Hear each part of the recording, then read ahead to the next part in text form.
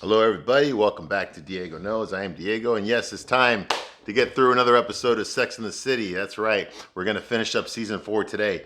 Now, I'm going to tell you, it's going to be a two-parter here. There's a lot going on. You know, the season finales there's always a lot of shit going on, a lot of loose ends getting tied up, a lot of plots getting resolved. So, yeah, we're going to go in there, okay? Now, so it's going to be a two-parter, just giving you a heads up, okay? So half of it's going to be here, and the rest of it I'll be in a separate video, okay? Just so you know, there is another section after this one, okay? So, once again, my name is Diego. Welcome to my channel. I've watched all 94 episodes of Sex and the City. I watched both movies, and I watched that piece of shit show and Just Like Crap. I've already reviewed it. You can watch my videos on here if you want to. The fucking TV show sucks. Okay, but I was a big fan of Sex and the City, okay? I love the show. I thought it was great. I was in my 20s when it first came out. I was living in a big city. I was living in Chicago. I was single, hanging out with my single friends. All of us were, we worked in restaurants and nightclubs, and stuff like that. We're all trying to be actors. We're all trying to get our big break in Hollywood. We're all models. Theater, stand-up comedy. We did all that shit. Concerts. We did all that kind of stuff, and we had very active social lives. Okay, so me and my guy friends would go out plenty of times. Okay, out to hang out and play pool. Yeah, right. No bullshit. We went out there to get laid, okay? We went out in the city to go get some tail, okay? That was the goal in life. That was our mission, okay? And we ain't gonna come home empty-handed, okay? So we went out hunting. I used to call it hunting. We used to go out hunting. So basically, I was like these women, only I was a guy. And I was a good 10, 15 years younger than they were, okay? But I was doing the same shit they're doing, all right? With my friends, And with my girlfriends and stuff, like the girls that I went to the girls I went to college with, and the girls I worked with and all that, okay, we were all like, young, good looking, out there on our own, doing our own fucking shit. So all the girls that I knew, all the pretty girls that I knew, were watching this show. So that got me interested in it, okay? None of my guy friends wanted to watch this shit, and I don't blame them. It's not the kind of show I would want to watch either, okay? I never saw Mystic Pizza or I saw Half a Pretty Woman. I don't give a shit about that stuff. I'm a guy. I don't give two fucks about fucking chick flicks, right? Fucking the Meg Ryan movies and the Julia Roberts movies. Fuck all that shit. That's all bullshit anyway. They can sleep their own ass in Seattle. I don't give a fuck. But anyway, the point is that all the girls I knew were watching this show. So I was like, okay, let's find out what's going on. So I started watching. I got hooked. Okay. Yeah, I got hooked. All right. It's a great show. It's a great show. I love the characters. Especially love the characters. That's probably the best part of the show is the characters, the 4 different personalities, the 4 different women, the setting, and it was all just fun. It was really fun because like I said, I lived in a big city myself, so I knew what it was like to date in the city. Okay, so to see it from a girl's point of view was kind of interesting. All right, so I like that aspect of it. I just did not like how they treated the straight guys in the show. I did not know who these fuckers were. What the fuck? There was no testosterone involved in any part in the creation of the show. Okay, I get it. I'm not the target audience. They were not making the show for me. They were making it for fucking middle-aged women, okay, who still thought they were hot and could get like millionaires to fall in love with them every fucking episode, right? I know that's to the target audience, which was not me. Get it. All right, but still, I didn't like the way they were portraying us. They were making us look like we were all like caricatures. We weren't real people. Okay, we're just as 3-dimensional as the women on the show, but they didn't show us that. Okay, they showed these men, these straight men, as just like one-note people, and that did not ring true to me at all. Okay, so that's the only part I didn't like about the show. Okay, you gotta remember the show is written by gay guys, lesbians, and feminists. Okay, so who's gonna end up being the butt of every fucking joke? The straight guy, exactly, all right? And that's the part I didn't like. Otherwise, the show was great. So I decided to create this YouTube channel because, and Just Like Crap came out, the reboot of Sex and the City. I was actually excited about it. I was like, oh my God, are they gonna call it Golden Girls? What the fuck? They're bringing them back? Do we really wanna watch this? I actually might kind of want to watch it, So yeah, and like, it was a piece of shit, but it got me thinking. When I was watching this piece of shit that didn't even have Samantha in there, okay, it didn't even have Kim Cattrall in it, okay. When I'm watching this piece of shit, and I'm thinking like, you know what? I don't know what the fuck this show is trying to do, but this is not Sex and the City, okay. I don't know what the fuck this is. This is fucking fart jokes and menstruation jokes and shit jokes and and pissing jokes. And fucking gay pride. That's all the fuck it is. This is stupid. Okay, and ugly fucking things that kind of look like women but aren't.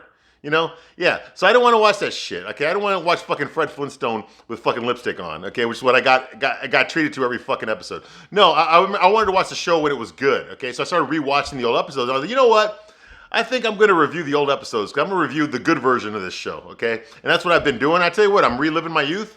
I was in my 20s back then when they first came out. I was watching it back then. Now I'm older, obviously, and I'm kind of reliving it. And like, okay, the world was different back then. A lot different, okay? So, but now I'm older, I'm wiser, supposedly, and I got a different point of view now than probably I did back then. Although a lot of things that I still believe in back then, I still believe in today. Okay, so anyway, so that's basically the background about this, okay? This episode that we're going to review today is Season 4, Episode 18. It's the last episode of Season 4, okay? The next time you see me, we're going to do Season 5, which is only like 8 episodes. So we're going to get through that one pretty quick. Now, just so you know, I did watch the bonus commentaries on here, and I found out from Michael Patrick King, who's like the showrunner of the show. Does he sound gay? Because he totally came off cost as straight to me. But anyway, he said that all these episodes were written before 9/11 happened. Okay, so even though 9/11 had already happened, by the time these episodes aired, it was right after 9/11. So this episode I'm talking about right now, it aired like in February of 2002. Okay, and in September of the year earlier was when all the shit fucking hit the fan. The show is actually on hiatus when that happened. Okay, so they don't deal with the effects of 9/11 at all. At the end of this episode, this episode is dedicated to New York, that kind of thing. But none of the characters are really dealing with it, you know, the effects of it. Nobody's responding to it. Nobody's bringing it up. It's like the elephant in the room, okay? So just so you know, that's the setting of this episode, okay? I'm sure they're going to deal with it more in season 5. Okay, okay. So here we go. So season 4, episode 18. It starts off with Carrie. She's in bed. She got the window open.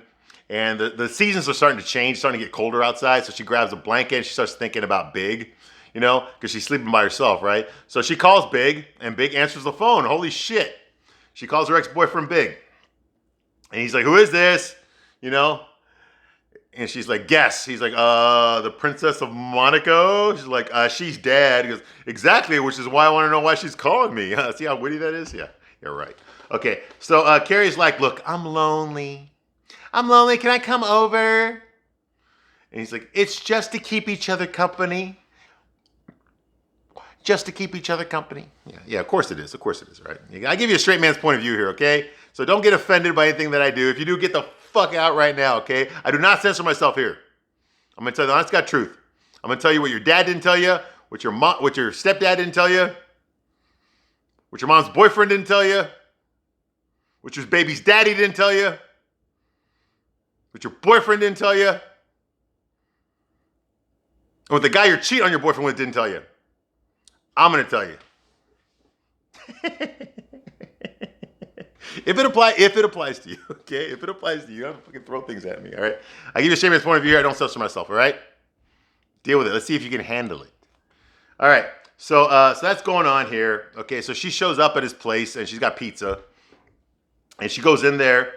And she's like, get it while it's hot. We know what she really means. Okay, it has nothing to do with eating the pizza either.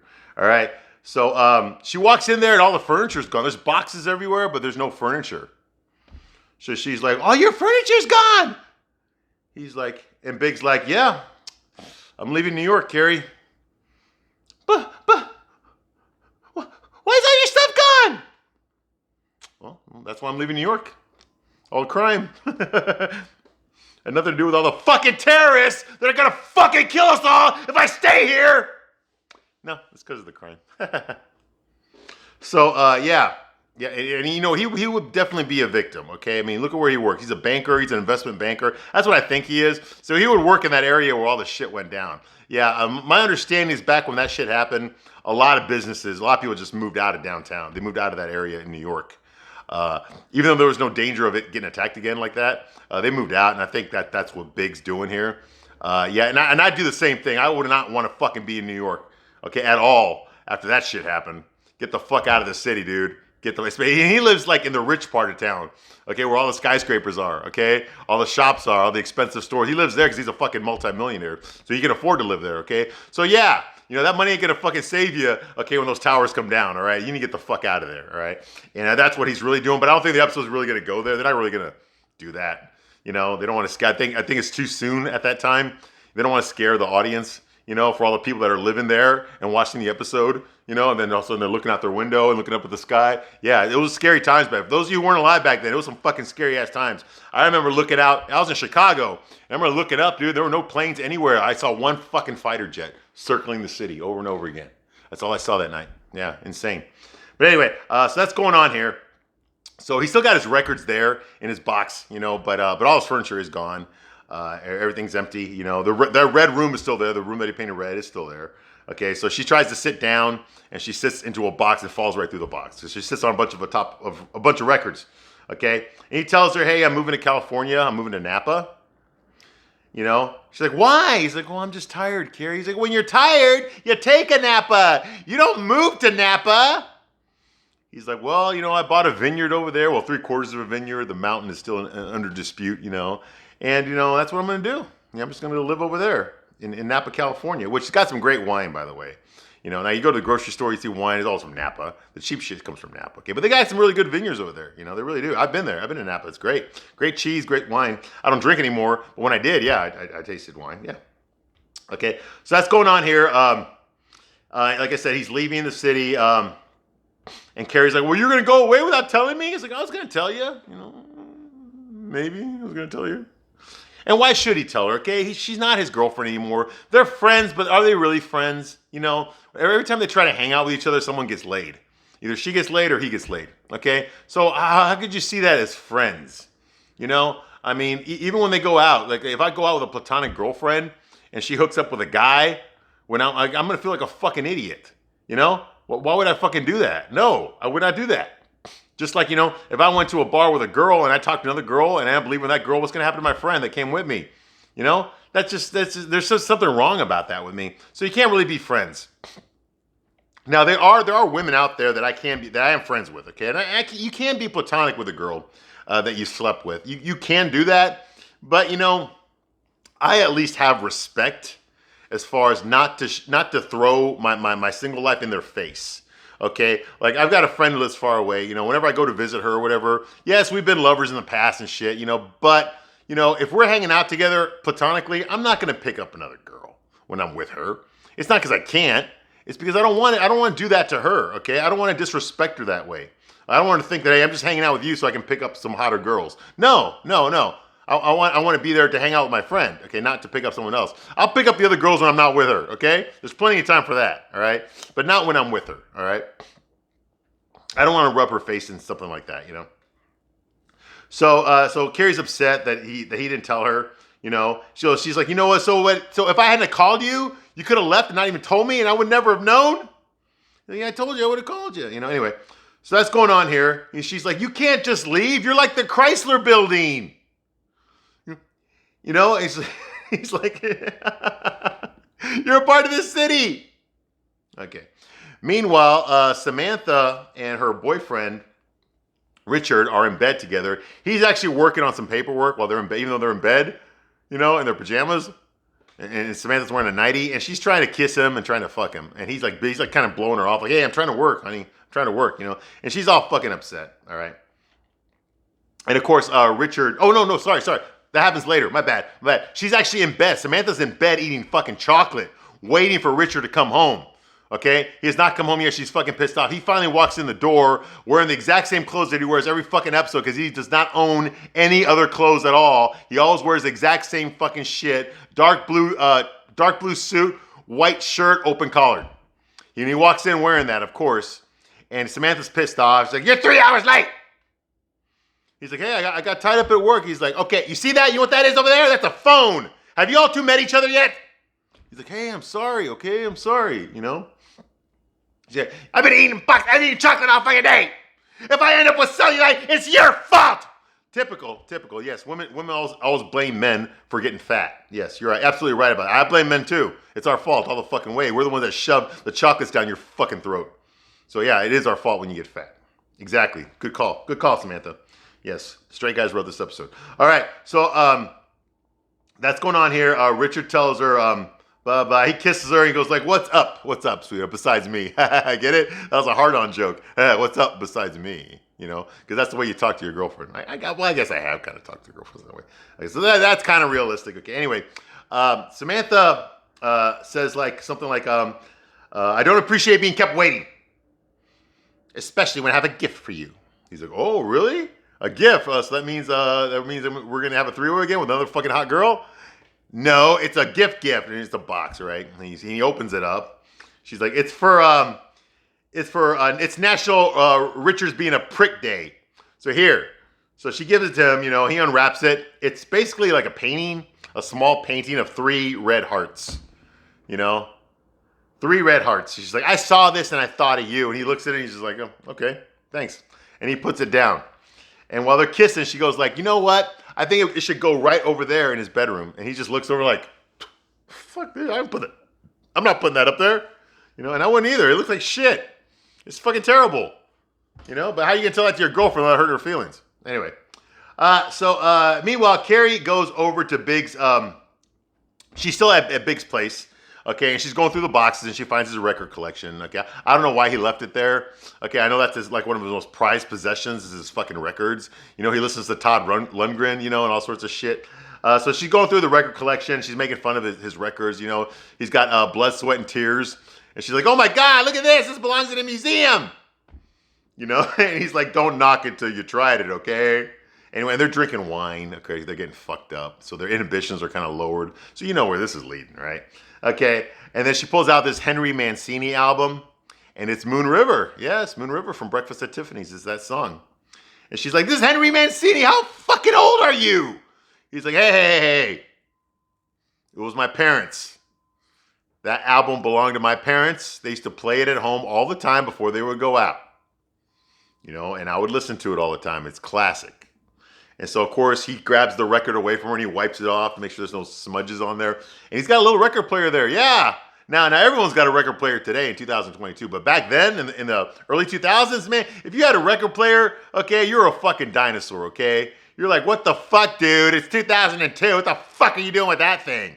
Nowadays, it's like if you don't have one, you're not cool.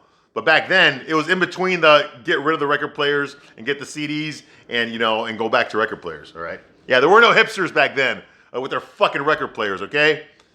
So anyway, so he pulls out, he's got a record player there, and he takes the album and he starts playing it, It's saying he's like, it's my parents' favorite song, and don't knock it till you've heard it, And of course they're drinking wine, and she's like, you can't leave like this. She's like, you owe it to us.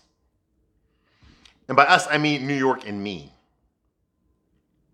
And Big's like, how's the wine, by the way? You like the wine? It's from my vineyard. So they're sipping it. She's like, oh, well then I hate it.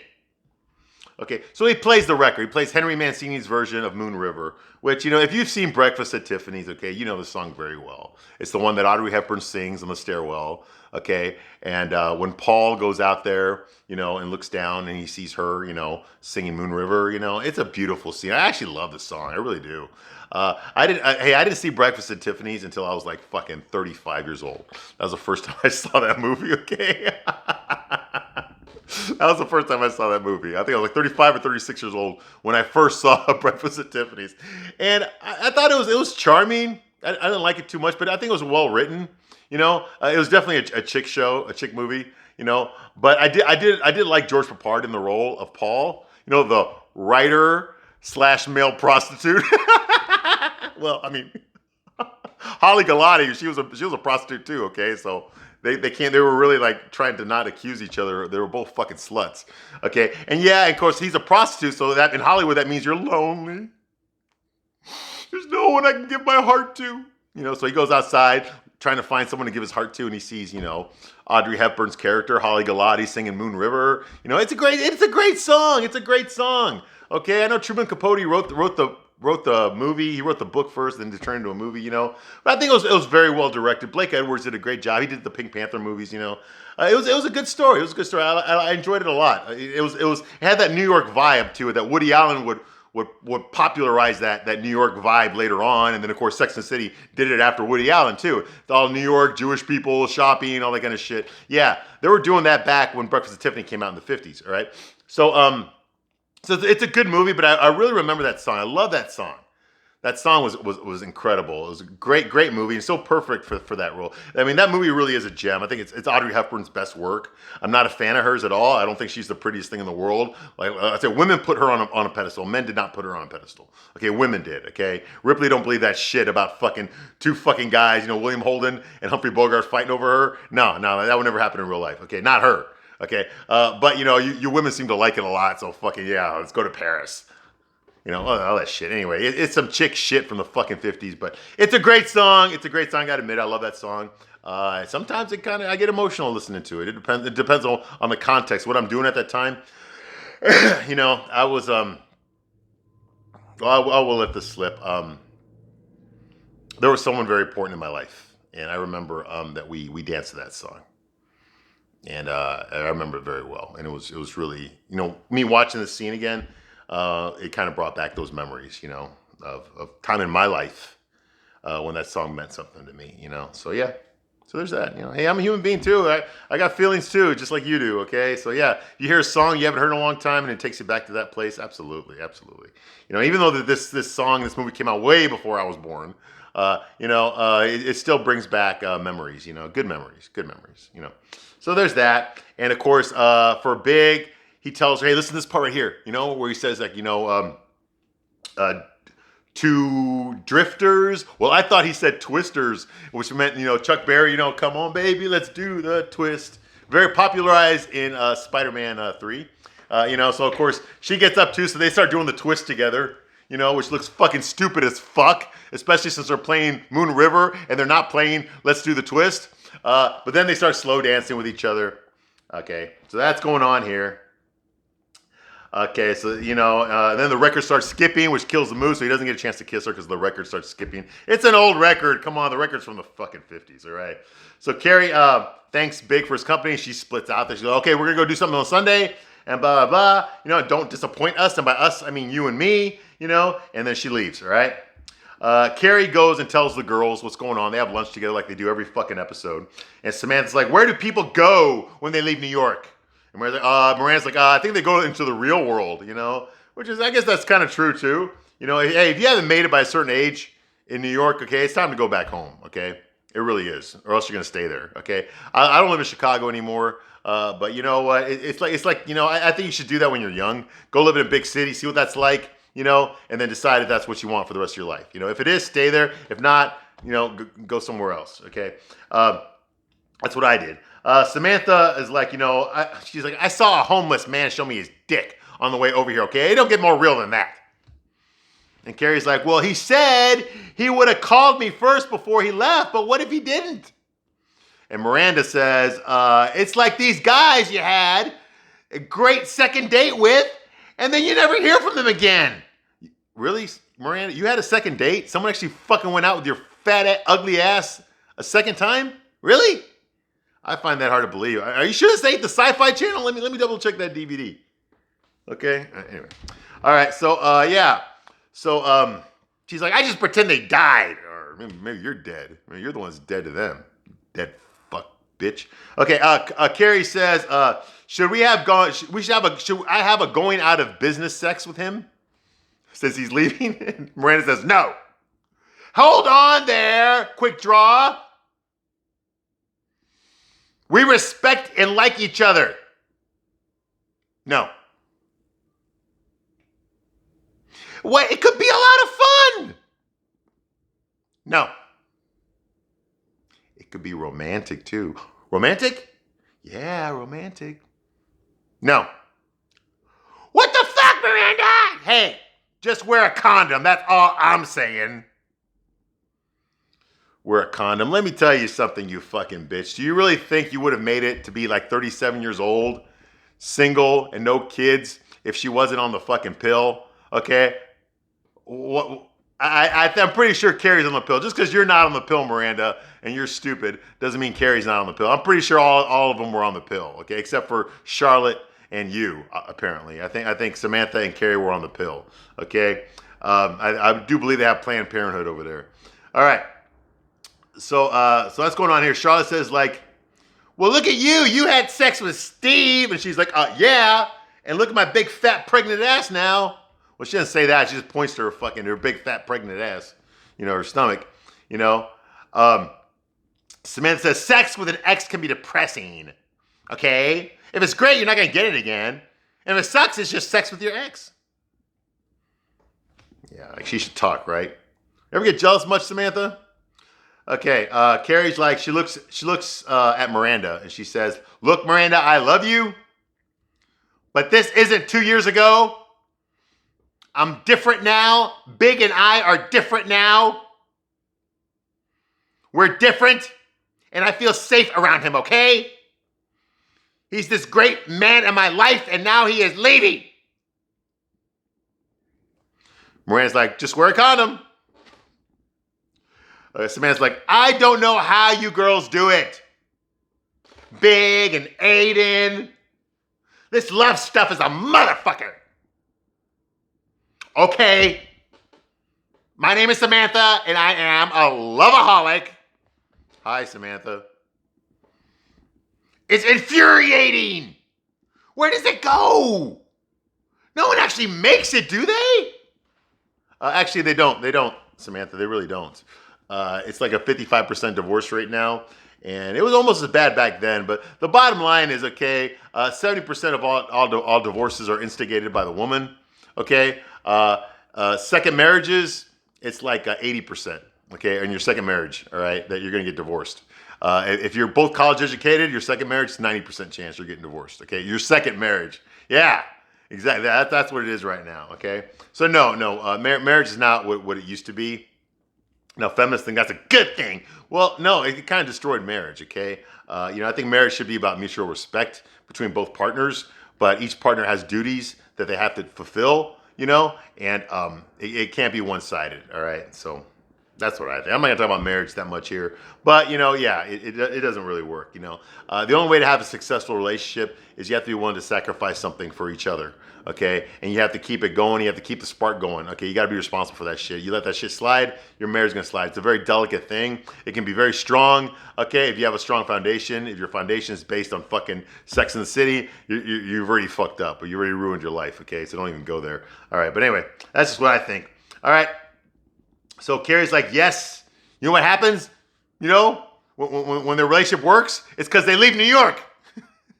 Well, okay, maybe. Maybe they won't get fucking killed by terrorists. Okay, Char says, like, it's weird for me. You know that, Carrie? It's so, I always thought that you and Big would always end up together. And Miranda's like, if anyone should have ended up with Carrie, it should have been Aiden. No, it shouldn't. Aiden, I love Aiden, but he's a fuck up. Okay? You don't have enough distance to have sex with Big. Have sex with your ex. And Charlotte's like, well, I haven't had sex since my ex. And Samantha's like, you need to get on that, girl. And Miranda's like, use a condom. Because she's always stuffing her fat ass. Okay, now, so the thesis of this episode is, can you make a mistake and miss your fate? Can you make a mistake and miss your fate? That means, like, if the stars were aligned and something was supposed to happen to you and you fucked up something, does that mean that what was supposed to happen to you ain't gonna happen now? Which is all fucking cosmology bullshit, but whatever. It's a chick show, right? Okay, so Charlotte explains Monet. I guess she's working at a gallery again. She's got a big name tag on. And she's showing off a Monet painting at the New York Museum of Art.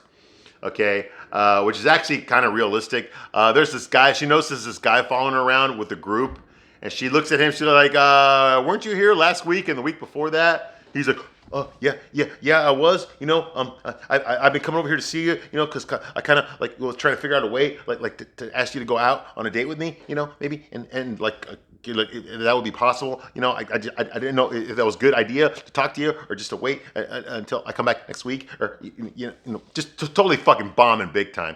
And she lets him off, she tells him, hey, basically, hey, listen, I'm getting a divorce right now, and I'm not ready to go back in the dating pool, okay? So he's like, oh, okay, yeah, I just got divorced too. So, yeah, I understand, And believe it or not, it's actually realistic. Now, I complained earlier on my reviews about all the type of men that hit on these women on the show. They're all college educated. They're all professionals. They're doctors. They're lawyers. They're architects. They're investment bankers. They're documentary filmmakers. Okay, they own nightclubs. They're real estate investors. They're all sorts of these rich fucking white collar people. Okay, they never get hit on by like a guy that works at Taco Bell. Okay, or a guy that fucking works at a bookstore. Okay, they're always getting hit on by these fucking high-end 0.0000001% of the single male population in New York. They're always getting hit on by those guys. Okay, they're not getting hit on by the rest of the guys. Okay, yes. Yeah. These 35 middle-aged women are always getting hit on with those guys, okay? Those guys aren't hitting on the young fucking 22-year-old models or starlets or actresses that are out there, okay, or titty dancers. No, they're not hitting on those girls. They're hitting on the middle-aged ones. because that's realistic. Okay. And of course, so that's going on here. So she kind of blows him off, and he's just bombing big time, which is actually realistic. It's realistic that he would fumble his attempts at trying to flirt with a girl. Okay, most men have a problem making the first move. They really do. The guys that make the first moves are the guys that are comfortable with it. Now you can call that confidence, which it is. It is confidence. Okay, but the kind of guys that are confident talking to women are players. Okay? So don't give me any of this shit about men are all fucking players, they're all fucking assholes. No, they're not. Okay? You only go out with guys that approach you first. Okay? Those guys are players. They don't give a fuck about you. You reject them, they're just gonna go to the next girl. Most guys, their self-esteem gets hurt when they get rejected, okay? So they don't do it that often, if they do it at all. Okay, usually a guy has to find the right opportunity to talk to a girl. This fucker's got no fucking game. He's just been stalking her for weeks now, which is bullshit, okay? He should have made his move cold, open approach, confident, in and out, just like that. But he didn't do it. I was thinking about talking to you, but I wasn't sure. That turns fucking women off. Women, you know this, all right? And guys, this is the way guys usually do approach a girl, unfortunately. Unfortunately, okay? So at least they got that part realistic, okay? He wasn't some fucking investment banker, fucking Donald Trump Jr., who fucking, trying to hit on her, okay? He was a fucking just some lowly schlub with not enough confidence to talk to a pretty girl. Okay, so that's going on here.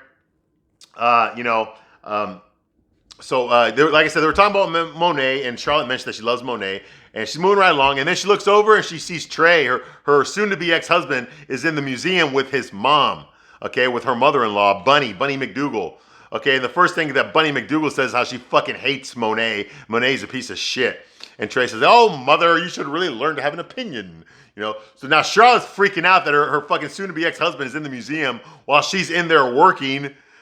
So she runs over to the guy, Eric is his name, that was hitting on her earlier, and she agrees to go out with him, okay, just to move them out of there and go into a different area of the museum so she doesn't run into her husband. Okay. So meanwhile, let's see here. Steve and Miranda, they're putting the crib together, okay? He's reading the instructions and she's putting together. She berates him about something. He fucking read it wrong.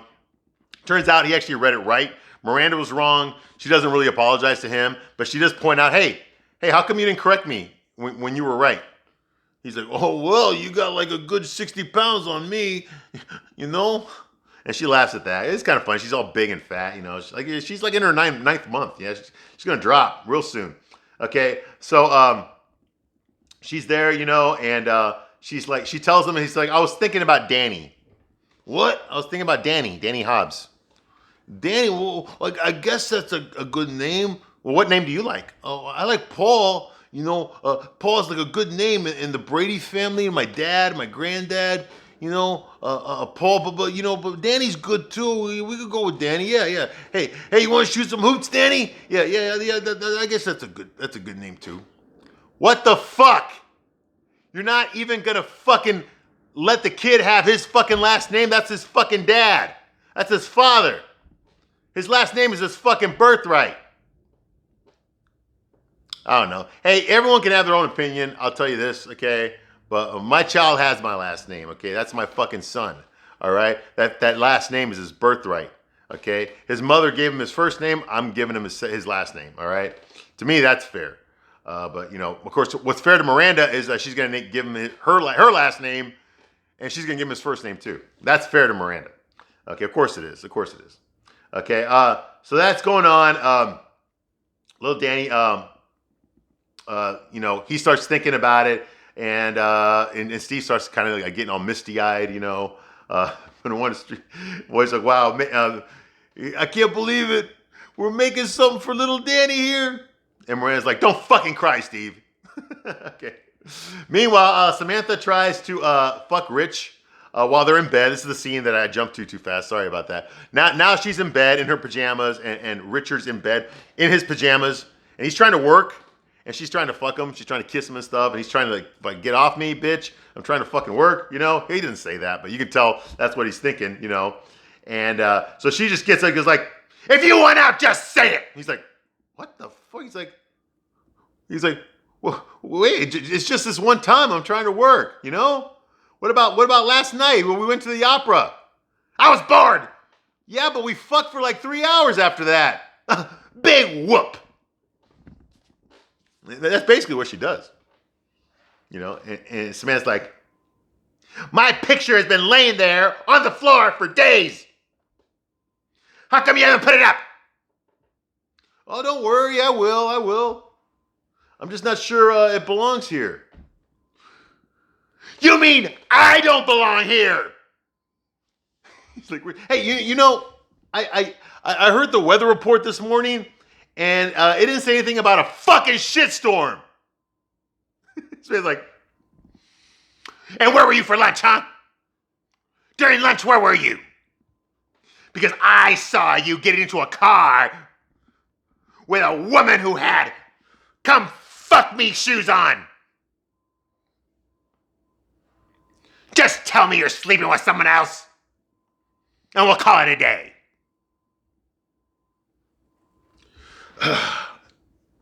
All right, Samantha. The hearts painting you bought me would be better in the den. I had a salad with grilled salmon, and the woman you saw is a business associate. I do not want out of this relationship, but if you do, this is a good way to go. She's like, I'm sorry. I believe you. And she gives him a big hug, and they hug each other. Next scene is Samantha and Carrie walking down the street. And Samantha says, he's playing with someone else. I know it. This man is a tramp. Okay. Wow. Okay, so I'm going to end this review right here, okay? We're at the halfway point, and I will finish this review in part 2, which is coming up next. So thank you for watching this long, and I'll see you on the next one.